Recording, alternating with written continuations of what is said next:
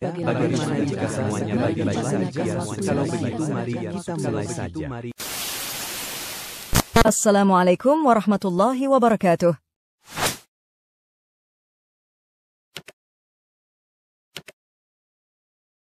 Mus'ab bin Umair. Aku telah mengetahui Mus'ab ini sebelumnya. Tidak ada pemuda Mekah yang lebih dimanja oleh orang tuanya seperti dia.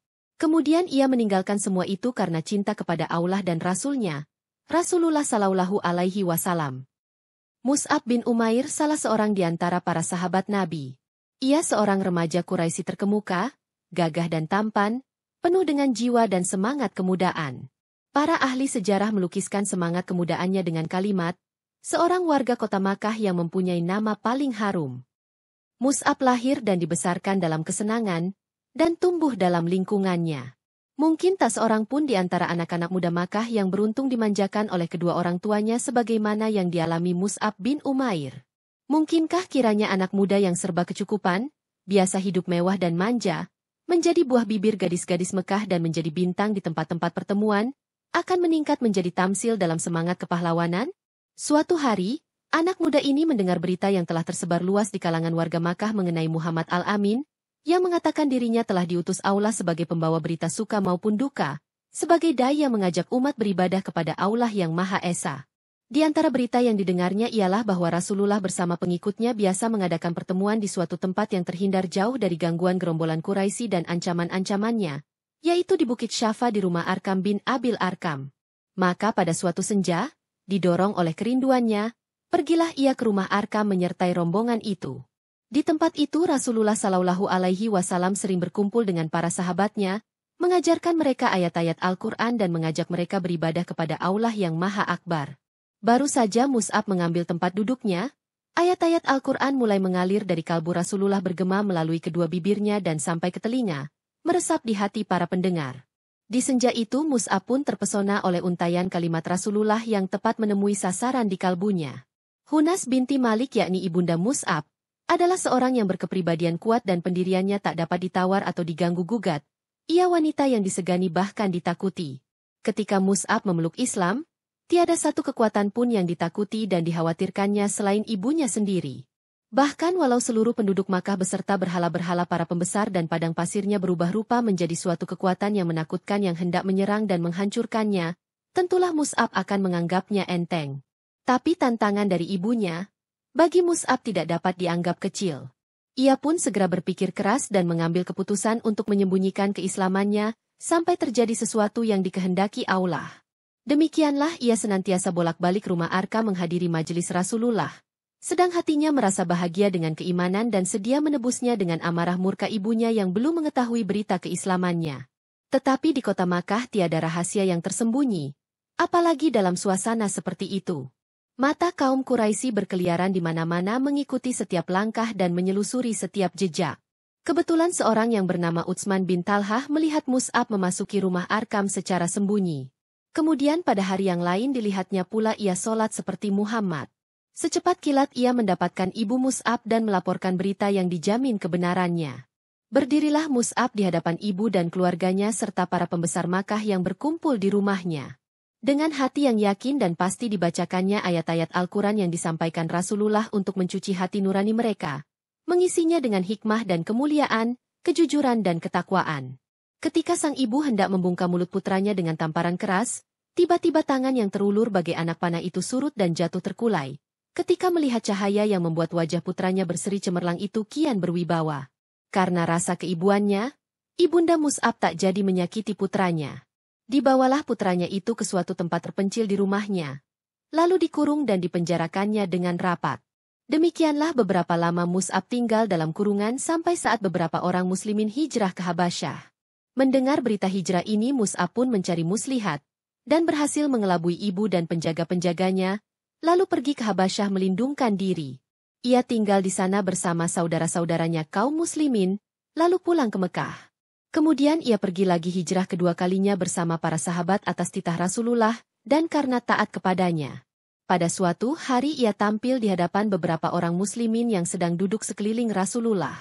Demi memandang Mus'ab, mereka menundukkan kepala dan memejamkan mata, sementara beberapa orang matanya basah karena duka. Mereka melihat Mus'ab memakai jubah usang yang bertambal-tambal, padahal belum lagi hilang dari ingatan mereka. Pakaiannya sebelum masuk Islam, tak ubahnya bagaikan kembang di taman, berwarna-warni dan menghamburkan bau yang wangi. Adapun Rasulullah, menatapnya dengan pandangan penuh arti, disertai cinta kasih dan syukur dalam hati.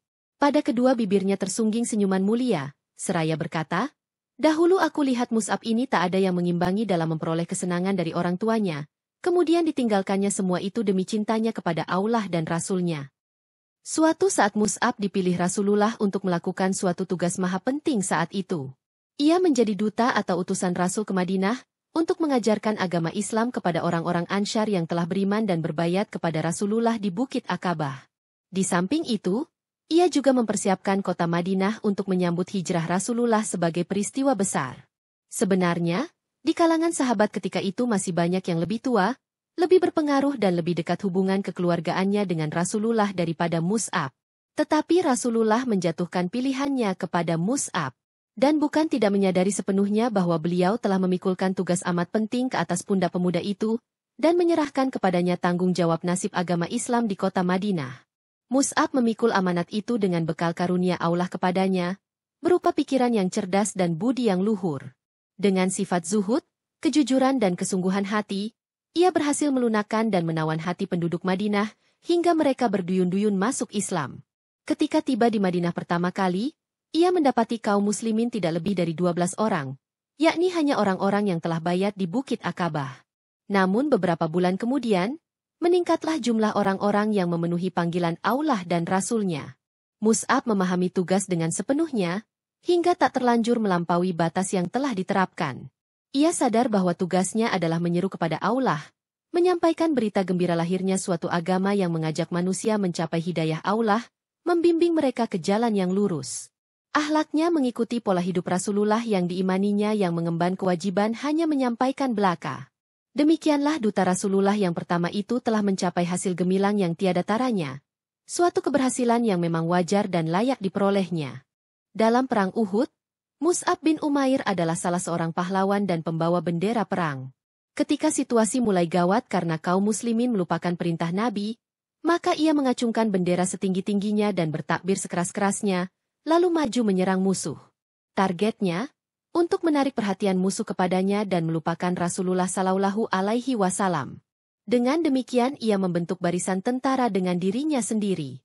Tiba-tiba datang musuh bernama Ibnu Kumayyah dengan menunggang kuda, lalu menebas tangan Mus'ab hingga putus, sementara Mus'ab meneriakkan, Muhammad itu tiada lain hanyalah seorang Rasul, yang sebelumnya telah didahului oleh beberapa Rasul. Maka Mus'ab memegang bendera dengan tangan kirinya sambil membungkuk melindunginya. Musuh pun menebas tangan kirinya itu hingga putus pula. Mus'ab membungkuk ke arah bendera, lalu dengan kedua pangkal lengan meraihnya ke dada sambil berucap, Muhammad itu tiada lain hanyalah seorang Rasul, dan sebelumnya telah didahului oleh beberapa Rasul. Lalu orang berkuda itu menyerangnya ketiga kali dengan tombak, dan menusukkannya hingga tombak itu pun patah. Mus'ab pun gugur, dan bendera jatuh. Ia gugur sebagai bintang dan mahkota para syuhada. Rasulullah bersama para sahabat datang meninjau medan pertempuran untuk menyampaikan perpisahan kepada para syuhada. Ketika sampai di tempat terbaringnya jasad Mus'ab, bercucuranlah dengan deras air matanya. Tak sehelai pun kain untuk menutupi jasadnya selain sehelai burdah. Andai ditaruh di atas kepalanya, terbukalah kedua belah kakinya. Sebaliknya bila ditutupkan di kakinya, terbukalah kepalanya. Maka Rasulullah Shallallahu Alaihi Wasallam bersabda, tutupkanlah kebagian kepalanya, dan kakinya tutuplah dengan rumput idzhir. Kemudian sambil memandangi burdah yang digunakan untuk kain penutup itu, Rasulullah berkata, ketika di Makkah dulu, tak seorang pun aku lihat yang lebih halus pakaiannya dan lebih rapi rambutnya daripadanya. Tetapi sekarang ini, dengan rambutmu yang kusut masai, hanya dibalut sehelai burdah. Setelah melayangkan pandang, ke arah medan laga serta para syuhada, kawan-kawan Mus'ab yang tergeletak di atasnya, Rasulullah berseru, sungguh, Rasulullah akan menjadi saksi nanti di hari kiamat, bahwa kalian semua adalah syuhada di sisi Allah.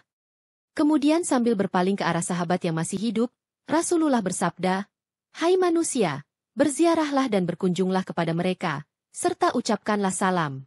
Demi Allah yang menguasai nyawaku, tak seorang muslim pun sampai hari kiamat yang memberi salam kepada mereka, pasti mereka akan membalasnya.